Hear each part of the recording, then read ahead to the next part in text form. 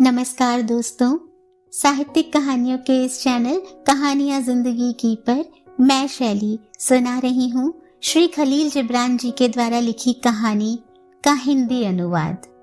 कहानी का नाम है अंधेरे में उजाला।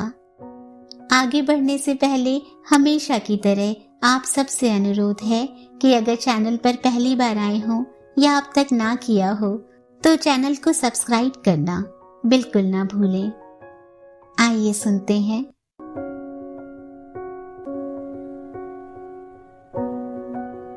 बाप मरा उस समय वह दूध पीती बच्ची थी और जब माँ मरी तब 8-9 बरस की भोली भाली लड़की, जिसे लाचारी और दरिद्रता ने एक गरीब पड़ोसी के टुकड़ों पर ला पटका। यह पड़ोसी लेबनान की मनोहारी घाटियों में खेती बाड़ी करता था और वहीं एक झोपड़ी में अपने कुनबे के साथ अनाज और फलों पर जिंदगी बिताता था। बाप की ओर से उस बेचारी को मरने वाले का नाम और अखरोट शफ्तालू के पेड़ों से घिरी हुई एक छोटी सी झोपड़ी विरासत में मिली थी। माँ की ओर से दुख के आंसू और मुफलिसी का अपमान और तिरस्कार। अब वह अपने गांव में परदेसी थी और उन ऊंची चट्टानों और घने पेड़ों में अकेली। उसके रोज के काम का सिलसिला यह था कि वह तड़के नंगे पांव दूध देने वाली गाय भैंसों का झुंड हाँकती हरी भरी चारागाहों में जाती और पेड़ों की छाया के तले बैठकर चिड़ियों के साथ गाती, नहर के साथ रोती, गाय भैंसों को उनके चारों की बहुतायत पर ईर्ष्या की नजर से देखती और फूलों का खिलना और तितलियों का उड़ना ताकती। शाम को जब भूख लगती तो घर वापस आती और अपने मालिक की छोटी लड़की के साथ बैठकर थोड़े से सूखे फल और जैतून के तेल और सिरके में डूबी तरकारियों से ज्वार की रोटी कंगालों की तरह खाती। उसके बाद सूखे घास के बिस्तर पर अपनी बाहों का तकिया बनाकर लेट जाती और अपने दुर्भाग्य पर ठंडी आहें भरती इस आशा में सो जाती कि काश जीवन एक गहरी नींद होता जिसे न सपने तोड़ सकते न जागृति छू सकती।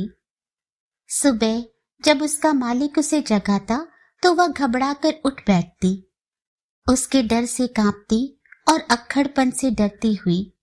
साल पर साल बीतते गए और गरीब रेहाना उसी तरह उन टीलों और घाटियों में पलती बढ़ती रही। उम्र के साथ साथ उसकी मुसीबतें भी बढ़ रही थीं। उसके भीतर अनजाने तौर पर नाजुक भावनाएं पैदा हो रही थीं, जैसे फूल की गहराइयों में खुशबू पैदा होती है। दिल की धड़कनें और आशंकाएं उसे चारों तरफ से घेर रही थीं, जैसे ढोर जानवर झरने को घेर लेते हैं।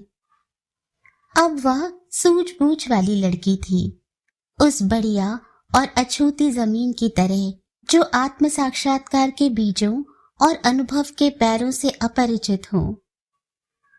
अब उसके अंदर एक पवित्र आत्मा ने जन्म लिया था, जिसे ईश्वरीय इच्छा ने उसके जादू भरे चारागाह में फेंक दिया था। यहाँ जीवन मौसम के परिवर्तन के साथ बदलता रहता है। अपनी इन अच्छाइयों के कारण वह ऐसी मालूम होती थी मानो अनजान भगवान का नूर धरती और सूरज के बीच चमक रहा हो। हम लोग जिनकी जिंदगी का ज्यादातर हिस्सा सुसभ्य शहरों में बीतता है, लेबनान की देहाती जिंदगी के बारे में कुछ नहीं जानते।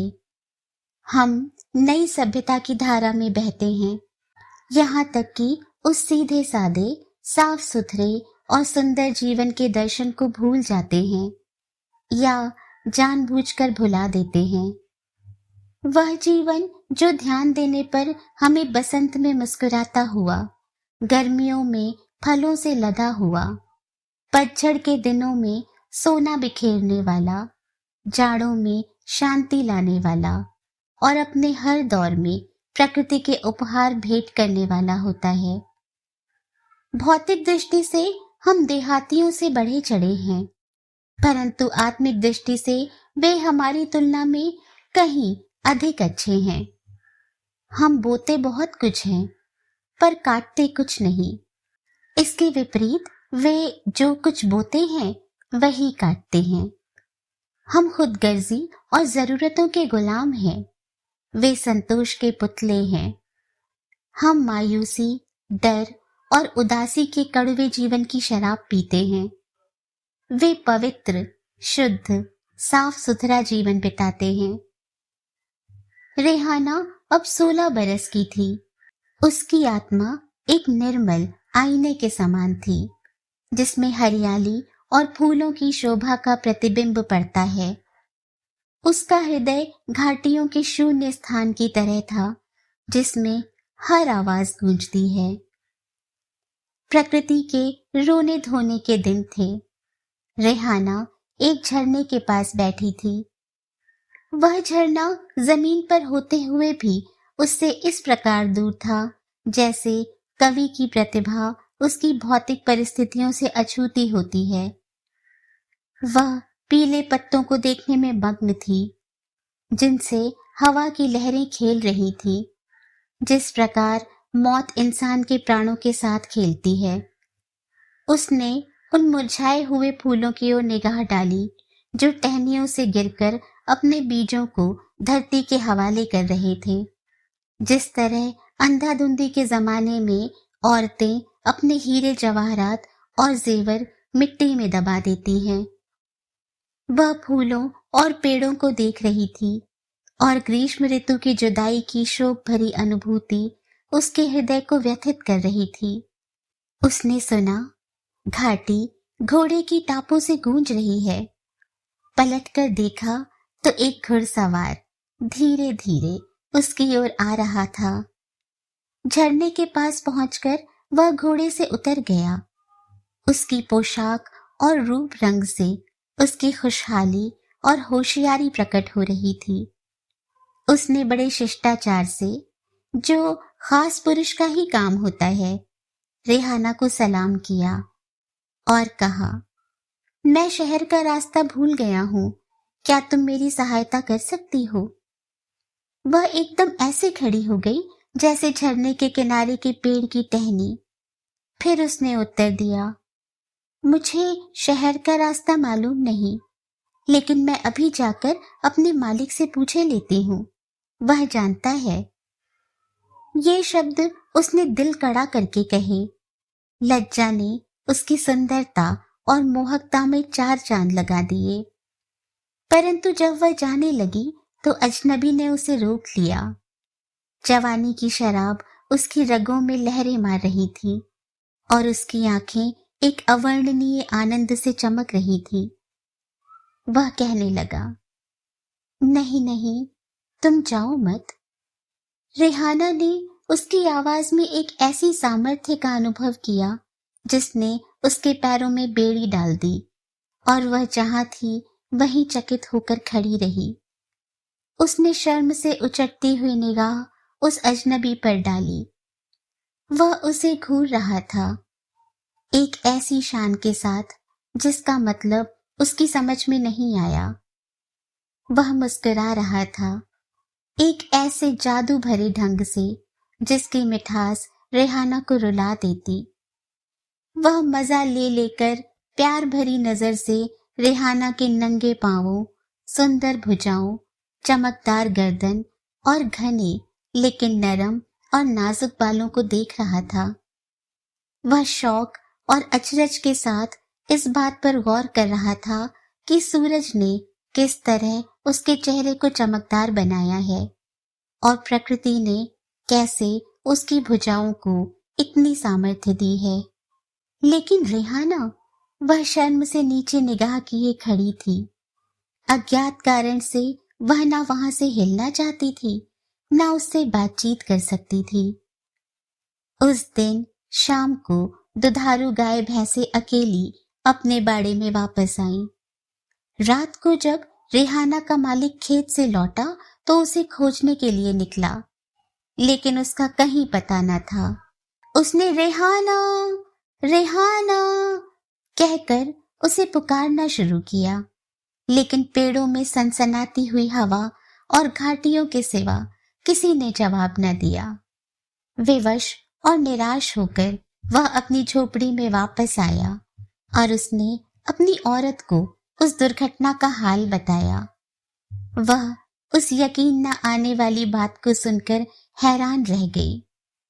उस दुख में वह बेचारी सारी रात चुपके चुपके रोती और अपने दिल से कहती रही, मैंने एक बार सपने में देखा था कि रेहाना एक जंगली हिंसक पशु के चंगुल में फंसी है। वह पशु उसे फाड़ रहा है और वह हंस भी रही है और रो भी रही है। उस छोटे से सुंदर गांव में लोगों को रेहाना के विषय में केवल इतना ही मालूम था। मुझे उसकी जानकारी गांव के एक बूढ़े आदमी से मिली, जिसके सामने रेहाना छोटी से बड़ी हुई थी और एकाएक लापता हुई थी। इस तरह कि अपनी यादगार के तौर पर पीछे कुछ छोड़ा भी तो अपनी मालकिन की आंख में 2 बूंद आंसू, या वह मीठी याद जो उस घाटी में सवेरे सवेरे सुगंधित वायु की नर्म और नाजुक लहरों के साथ बहती है और नष्ट हो जाती है, जैसे खिड़की के शीशे पर बच्चे के मुंह की भाप। सन 1900 ईस्वी की बात है। पतझड़ का मौसम था कि मैं अपनी छुट्टियों के दिन उत्तरी लेबनान में बिताकर वापस आया और कॉलेज के खुलने से पहले लगातार 1 सप्ताह तक अपने दोस्तों के साथ घूमता फिरता आजादी से उस सुख का आनंद लूटता रहा जिससे जवानी को बेहद प्यार है और जिसका अनुभव वह माँ बाप या नजदीक के रिश्तेदारों के घरों में भी करती है और स्कूल कॉलेज की 4 दीवारी में भी। हम सबकी हालत उस वक्त उन पंछियों की सी थी जो पिंजरे का दरवाजा खुला देखें और जिनका हृदय उड़ने के आनंद और चहचहाने की खुशी से भर जाए। जवानी एक सुंदर सपना है जिसकी मिठास किताबों की बारीक और छिपी हुई समस्याओं को अपना दास बनाकर एक दुखदाई जागृति में बदल देती है। तो क्या कभी वह दिन भी आएगा जब महान दार्शनिक जवानी की कल्पनाओं और साक्षात्कार की मिठास को एक कर देंगे? जिस तरह झिड़की 2 घृणा करने वाले हृदयों को आपस में मिला देती है, कभी वह दिन भी आएगा जब प्रकृति मानव की अध्यापिका, मानवता उसकी किताब और जिंदगी उसकी पाठशाला होगी। कोई मुझे बता दे कि क्या मेरी यह इच्छा कभी पूरी होगी? यद्यपि हम जानते नहीं पर अनुभव करते हैं कि हम बड़ी तेजी के साथ आत्मिक उन्नति की ओर जा रहे हैं और वह उन्नति प्रकृति के सौंदर्य की अनुभूति है जो हमें अपने दिल की भावनाओं के द्वारा प्राप्त होती है और सौभाग्य और सज्जनता की अधिकता है जो उस सौंदर्य के प्रति हमारे प्रेम का परिणाम है। एक दिन मैं चौक में किसी ऊंची जगह पर बैठा उन हंगामों को देख रहा था जो शहर के मैदानों में हमेशा पाए जाते हैं। दुकानदारों और फेरी वालों की आवाजें सुन रहा था जो वे अपने माल या खाने पीने की चीजों की तारीफ में लगा रहे थे। तभी 5 बरस का एक बच्चा फटे पुराने कपड़े पहने कंधे पर छोटी सी टोकरी लिए जिसमें फूलों के हार थे, मेरे पास आया और घुटी हुई आवाज में, जिससे परंपरागत पतन एवं भयानक विनाश प्रकट हो रहा था, कहने लगा, बाबूजी, फूल लेंगे? मैंने उसके नन्हे मुन्ने से पीले चेहरे की ओर देखा। उसकी आंखें दुर्भाग्य और दरिद्रता की परछाइयों से धुंधली हो रही थी। मुंह थोड़ा सा खुला हुआ था, मानो बीमार की छाती का गहरा घाव हो। कलाइयां नंगी और दुबली पतली थी। छोटा सा नाजुक शरीर फूलों की टोकरी पर झुका था, जैसे हरे भरे पौधों में मुरझाए हुए पीले गुलाब की टहनी हो। मैंने एक क्षण में उसका वह हृदय विदारक स्वरूप देखा और मेरे अंदर का प्यार और दया उस मुस्कुराहट की शक्ल में जाहिर हुई जो आंसुओं से ज्यादा कड़वी होती है। वह मुस्कुराहट जो हमारे अंतःकरण की गहराइयों से उभर कर होठों पर आती है, और अगर हम उससे भागने की कोशिश करते हैं तो वह हमारी आंखों में पहुंचती है और आंसू बनकर हमारे गालों पर ढलक आती है। मैंने कुछ फूल खरीदे और उससे बातें करने लगा। मुझे मालूम था कि उसकी दुख भरी निगाहों के पीछे एक छोटा सा दिल है जिसमें शाश्वत और अविनाशी फकीरों की दर्द भरी कहानी का एक अध्याय छिपा है। वह दुख भरी कहानी जो दिन रात संसार के रंगमंच पर खेली जाती है, पर बहुत कम लोग उसकी व्यथाओं को देखने की सामर्थ्य रखते हैं। जब मैं प्यार भरे स्वर में उससे सहानुभूति के साथ बातें करने लगा तो उसका डर दूर हुआ और वह मुझे अचरज से देखने लगा, क्योंकि वह भी अपने जैसे मोहताजों की तरह उन नौजवानों की झिड़कियां घुड़कियां सुनने का आदी था जो आम तौर से सड़क पर भीख मांगने वाले नौजवान लड़के लड़की को इस तरह देखते हैं मानो वह एक गंदी और अपवित्र चीज है जिसकी कोई हस्ती नहीं। उन खुदा के बंदों को कभी यह ख्याल नहीं होता कि यह गरीब भी उन किस्मत के मारों में से एक है जिनकी छातियां जमानों के तीरों ने छलनी कर दी है। मैंने उससे पूछा, तुम्हारा नाम क्या है? जमीन से नजर ऊपर उठाए बिना उसने उत्तर दिया, फवाद। तुम किसके बेटे हो? मैंने आगे पूछा, तुम्हारे रिश्तेदार कहाँ हैं? मैं रेहाना का बेटा हूँ, उसने उत्तर दिया। और तुम्हारा बाप कहाँ है? जवाब में उसने इस तरह सिर हिला दिया मानो वह बाप के माने ही न जानता हो। फवाद, तुम्हारी माँ कहाँ है? वह घर में बीमार पड़ी है। बच्चे के मुंह से निकले हुए ये संक्षिप्त शब्द मेरे कानों में पहुंचे और मेरी भावनाओं ने अनोखी तस्वीरें और दुख भरी परछाइयां बनाते हुए असलियत की कल्पना कर ली। मैं उसी क्षण समझ गया कि गरीब रेहाना, जिसकी कहानी मैंने गांव के बूढ़े से सुनी थी, आजकल बेरुत में है और बीमार है। वह तरुण सुंदरी जो कल तक घाटी के पेड़ों में संतोष और निश्चिंतता का जीवन बिता रही थी, वह अनाथ लड़की जिसने सुंदर चारागाहों में गाय भैंसे चराते हुए अपनी तरुणाई का प्रारंभिक काल प्रकृति की हथेलियों पर बिताया था, आज सड़ी हुई सभ्यता की बाढ़ में बहकर असफलता और दुर्भाग्य के खूनी चंगुल का शिकार हो गई है। मैं चुपचाप बैठा इन सारी बातों के बारे में सोच रहा था और वह बच्चा एक अजीब हैरानी की हालत में मुझ पर निगाह जमाए निश्चल खड़ा था, मानो अपनी पवित्र और अबोध आत्मा की आंखों से मेरे अंतःकरण की बर्बादी का दर्दनाक दृश्य देख रहा हो। जब उसने जाने का इरादा किया तो मैंने उसका हाथ पकड़ लिया और कहा, मुझे अपनी माँ के पास ले चलो, मैं उसे देखना चाहता हूँ। वह चकित होकर चुपचाप मेरे आगे आगे हो लिया।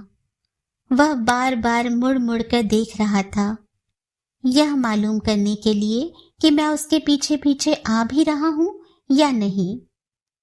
मैं उन गंदे गली कूचों को पार कर रहा था जहाँ का वायुमंडल मृत्यु की सांसों से बोझल था। उन टूटे फूटे मकानों के पास जा रहा था जहाँ अंधेरे पर्दे में छिपकर बदमाश गुनाह किया करते हैं। उन चौराहों को पार कर रहा था जिनके दाएं बाएं काले सांपों की तरह बल खाती हुई सड़कें थी। मुझ पर एक अज्ञात भय छाया हुआ था। वह लड़का मेरे आगे आगे था जिसके बचपन और मन की पवित्रता ने उसमें निडरता पैदा कर दी थी, एक ऐसी निडरता जिसे वह व्यक्ति अनुभव ही नहीं कर सकता। जो उस शहर के बदमाशों और दुष्टों की चालबाजियों से परिचित हो, जिसे पौवारते लोग शाम की दुल्हन और बादशाहों के ताज का मोती कहते हैं।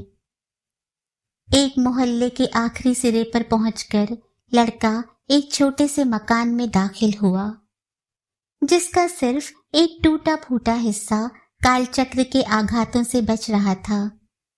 उसके पीछे पीछे मैं भी उस मकान में चला गया। हर कदम पर मेरे दिल की धड़कन बढ़ती जा रही थी। अंत में मैं उस सीलन भरे कमरे में पहुंचा, जिसमें सामान के नाम पर सिर्फ एक टूटा दिया था, जिसकी पीली रोशनी के तीर अंधेरे की छाती को छेद रहे थे, और एक टूटी हुई चारपाई थी जिसमें गरीबी और लाचारी जाहिर हो रही थी। उस चारपाई पर एक स्त्री पड़ी हुई थी, जिसका मुंह आंगन की ओर था, मानो उसके द्वारा जमाने के जुल्म से वह बच रही थी, या फिर उसके पत्थरों में एक ऐसा दिल पा रही थी जो मनुष्य के दिल से ज्यादा नर्म और मुलायम था। बच्चा उसके पास गया और मां कहकर उसने उसे आवाज दी। उस स्त्री ने घबराकर आंखें खोल दी और यह देखकर कि वह मेरी तरफ इशारा कर रहा है, वह अपने सड़े गले लिहाफ में कांप उठी, एक ऐसी दर्दनाक आवाज में जो आत्मिक व्यथा और कड़वी आहों से भरी हुई थी। उसने मेरी ओर देखकर कहा, तुम क्या चाहते हो? क्या तुम इसलिए आए हो कि मेरी जिंदगी के आखिरी लम्हे खरीद कर उन्हें अपनी विषय वासना से नापाक कर दो? जाओ, मेरे पास से चले जाओ। बाजार उन औरतों से भरा पड़ा है जो कौड़ियों के मोल अपना शरीर और अपनी आत्मा बेचा करती हैं। अब मेरे पास कुछ है भी नहीं जिसे मैं बेच सकूं, सिवा उन बची खुची टूटती हुई सांसों के, जिन्हें मौत जल्दी ही कब्र के आराम के बदले में खरीदेगी। मैं उसकी चारपाई के पास खड़ा हो गया। उसके इन शब्दों ने मेरे अंतःकरण को अकथनीय कथा से भर दिया, इसलिए कि वे उसके दुर्भाग्य की संक्षिप्त कहानी कह रहे थे। मैंने दुखी स्वर में उससे कहा, रेहाना, मुझसे डरो नहीं। मैं तुम्हारे पास भूखे जानवर की हैसियत से नहीं, सहानुभूति रखने वाले इंसान की हैसियत से आया हूं। मैं लेबनानी हूं और एक अरसे तक उन घाटियों और उस गांव में रहा हूं जो सनोवर के जंगल के पास है। किस्मत की मारी रेहाना, मुझसे तुम डरो मत। उसने मेरे ये शब्द सुने और वह जान गई कि वे उस आत्मा की गहराइयों से निकल रहे थे जिसे उसके दुख के साथ हमदर्दी थी। वह अपने बिस्तर पर ऐसे कांप उठी जिस तरह बिना पत्तों की टहनियां जाड़ों की हवाओं के सामने कांपती हैं। उसने दोनों हाथों से अपना चेहरा छिपा लिया, जैसे अपने को उस याद से बचाना चाहती हो जो अपनी मधुरता की दृष्टि से भयानक और अपनी सुंदरता की दृष्टि से कड़वी थी। थोड़ी देर की खामोशी के बाद, जो आहों से भरी थी, कांपते हुए कंधों में से उसका एक चेहरा दिखाई दिया और मैंने देखा कि उसकी धसी हुई आंखें कमरे में खड़ी हुई एक अनुभूति विहीन वस्तु पर जमी हुई है। सूखे होंठ निराशा से फड़क रहे हैं। गले में गहरी और टूटती हुई कराह के साथ मृत्यु की खरखराहट है। प्रार्थना और याचना से उभरती और टूटती हुई कराह के साथ कमजोरी और दुख से गिरती हुई आवाज में उसने कहा, तुम एक उपकारकर्ता और सहानुभूति रखने वाले की हैसियत से आए हो। अगर अपराध करने वालों पर उपकार करना अच्छी बात है और पापियों के साथ मेहरबानी से पेश आना नेकी है, तो भगवान तुम्हें इसका पुण्य दे दे। मगर मैं प्रार्थना करती हूँ कि तुम जहां से आए हो उल्टे पांव वहीं वापस चले जाओ। तुम्हारा यहाँ ठहरना तुम्हारे लिए लज्जा और बदनामी का बायस बन जाएगा, और मेरी स्थिति के प्रति तुम्हारी यह सहानुभूति तुम्हें दुनिया की नजरों में कलंकित कर देगी। जाओ, इससे पहले कि इस गंदे और अपवित्रता से भरे हुए कमरे में तुम्हें कोई देख ले, यहाँ से चले जाओ। इस गली से जाते समय अपने मुंह पर कपड़ा डाल लेना, वरना किसी आते जाते की निगाह तुम पर पड़ जाएगी और तुम मुफ्त में बदनाम हो जाओगे। वह दया और सहानुभूति जो तुम्हारे हृदय में है मुझे फिर से नेक चलन नहीं बना सकती, मेरे दोषों को नहीं मिटा सकती, मेरे दिल से मौत के ताकतवर हाथ को नहीं हटा सकती। मुझे मेरे दुर्भाग्य और पाप ने इस अंधेरी गहराइयों में फेंक दिया है। भगवान के लिए तुम अपनी सहानुभूति के कारण इस गंदी नाली में न गिरो। कुछ रुककर उसने कहा, मैं उस कोढ़ी की तरह हूं जो कब्रिस्तान में बैठा हो, इसलिए तुम्हें चाहिए कि मेरे पास न आओ, वरना समाज तुम्हें अपमानित कर देगा। इस अक्षम्य अपराध के दंड स्वरूप तुम्हारे सारे सामाजिक अधिकार तुमसे छीन लिए जाएंगे और तुम कहीं मुंह दिखाने के लायक न रहोगे। जाओ, फौरन वापस चले जाओ और देखो, उन पवित्र घाटियों में मेरा नाम अपनी जुबान पर ना लाना, क्योंकि गडरिये अपने रेवड़ की रक्षा के लिए संक्रामक रोग से पीड़ित भेड़ को त्याग देता है। अगर मेरे बारे में तुमसे कोई पूछे भी तो कह देना कि रेहाना मर गई, इसके सिवा और कुछ मत कहना। उसने अपने बच्चे के छोटे छोटे हाथ अपने हाथ में लिए और उन्हें दुख भरा चुंबन दिया। उसके बाद उसने एक आह भरी और कहने लगी, लोग मेरे बच्चे को अपमान और घृणा से देखेंगे और कहेंगे यह पाप का फल है, ये रेहाना वैश्या का बेटा है, यह बेहयाई की उपज है, यह हरामी है। ऐसे बहुत से लोग हैं जो इसके बारे में यही कुछ कहेंगे, इसलिए कि वे अंधे हैं, उन्हें दिखाई नहीं देता। वे मूर्ख हैं जो नहीं जानते कि इसकी माँ ने अपनी व्यथा और आंसुओं से इसके बचपन को नहलाया है, अपने दुर्भाग्य और दुर्दैव से इसके जीवन का प्रायश्चित कर दिया है। मैं मर जाऊंगी और गली के बच्चों में इसे अनाथ बनाकर छोड़ जाऊंगी। यह इस निर्दय जीवन में अकेला रह जाएगा। मैं इसके लिए कुछ न छोड़ूंगी सिवाय भयावनी स्मृति के, जो इसे लज्जित करेगी अगर यह डरपोक निकला और इसका खून खौलाएगी अगर यह बहादुर और न्यायी साबित हुआ।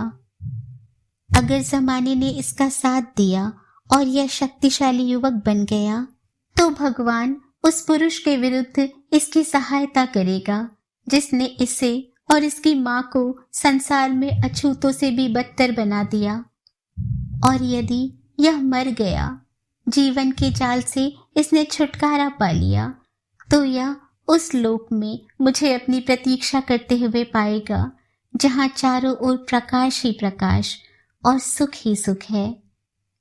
मैंने अपने हृदय के भावों को प्रकट करते हुए कहा, रेहाना, माना कि तुम कब्रिस्तान में बैठी हो, मगर फिर भी तुम कोढ़ी नहीं हो। माना कि जमाने ने तुम्हें नीचों के हवाले कर दिया है, फिर भी तुम नीच नहीं हो। शरीर की गंदगी आत्मा की पवित्रता को नहीं छू सकती, जिस प्रकार बर्फ की परतें जिंदा बीजों को नहीं मार सकती। यह जीवन है क्या? महज सुख दुख का खलिहान है, जिसे दाना निकालने से पहले इंसान की उम्र कुचल कुचल कर रख देती है। परंतु अफसोस गेहूं की उन बालियों पर है जो खलिहान से अलग पड़ी हैं। चींटियां उन्हें उठाकर ले जाती हैं, पंछी चुग लेते हैं और वे किसान के घरों में नहीं पहुंच पाती। तुम अत्याचार पीड़ित हो रेहाना, पर अत्याचारी नहीं हो। अत्याचारी वह नीच है जो पैसे की रूह से चाहे कितना भी ऊंचा क्यों ना हो, पर आत्मा की निगाह से अत्यंत पतित है। तुम अत्याचार पीड़ित हो, परंतु मनुष्य के लिए अत्याचार पीड़ित होना अत्याचारी होने से बेहतर है। भौतिक दुर्बलताओं का शिकार होना ऐसा शक्तिशाली होने से बेहतर है जो अपने हाथों से जीवन के फूलों को मसल देता है, अपनी घृणित इच्छाओं से सुंदर भावनाओं को मिट्टी में मिला देता है। रेहाना, आत्मा एक सुनहरी कड़ी है जो ईश्वरीय जंजीर से टूटकर गिर पड़ी है। इस कड़ी को दहकती हुई आग की ज्वालाएं लपक लेती हैं और इसका रूप बदल देती है, इसका सारा सौंदर्य नष्ट कर देती है, लेकिन इस कड़ी के सोने को किसी दूसरी धातु में नहीं बदलती, बल्कि इसकी चमक में और बढ़ावा कर देती हैं। पर खेद उस सूखी लकड़ी पर है जिसे आग की ज्वालाएं जलाकर राख कर देती हैं और हवा उसकी राख को जंगल में उड़ा देती है। रेहाना, निसंदेह तुम वह फूल हो जो इंसानी शरीर में छिपे हुए जानवर के पांव तले रौंदा गया है। तुम्हें फौलादी जूतों ने बेरहमी से कुचल डाला है, परंतु डर की कोई बात नहीं। तुम्हारी सुगंध जो विधवाओं के शोक विलाप, अनाथों की पुकार और गरीबों की आह के साथ आकाश की ओर जा रही है, दया और न्याय का झरना है। रेहाना, सब्र करो कि तुम रौंदा हुआ फूल हो, रौंदने वाला पांव नहीं। मैं बोल रहा था और वह सुन रही थी। मैंने उसे जो तसल्ली दी थी, जो ढाढ़स बढ़ाया था, उससे उसका पीला चेहरा चमक उठा। जिस प्रकार डूबने वाले सूरज की सुंदर किरणें बादलों को चमका देती हैं, उसने मुझे अपने पलंग के पास बैठ जाने का इशारा किया। मैं बैठ गया।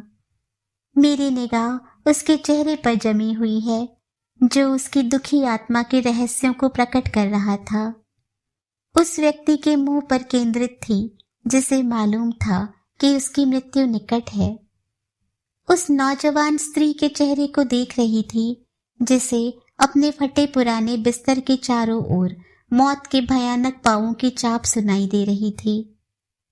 उस ठुकराई हुई औरत के मुंह को ताक रही थी जो कल तक लेबनान की सुहावनी घाटियों में शक्ति और जीवन से भरी पूरी जिंदगी बसर कर रही थी, लेकिन आज बेजान पड़ी जीवन के बंधनों से मुक्त होने की प्रतीक्षा कर रही थी।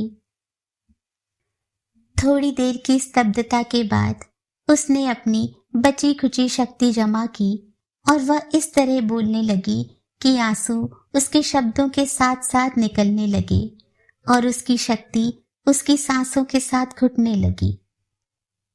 हाँ, मैं अत्याचार पीड़ित हूँ, उस हिंसक पशु का शिकार हूँ जो आदमी में छिपा है। मैं पांव तले रौंदा हुआ फूल हूँ।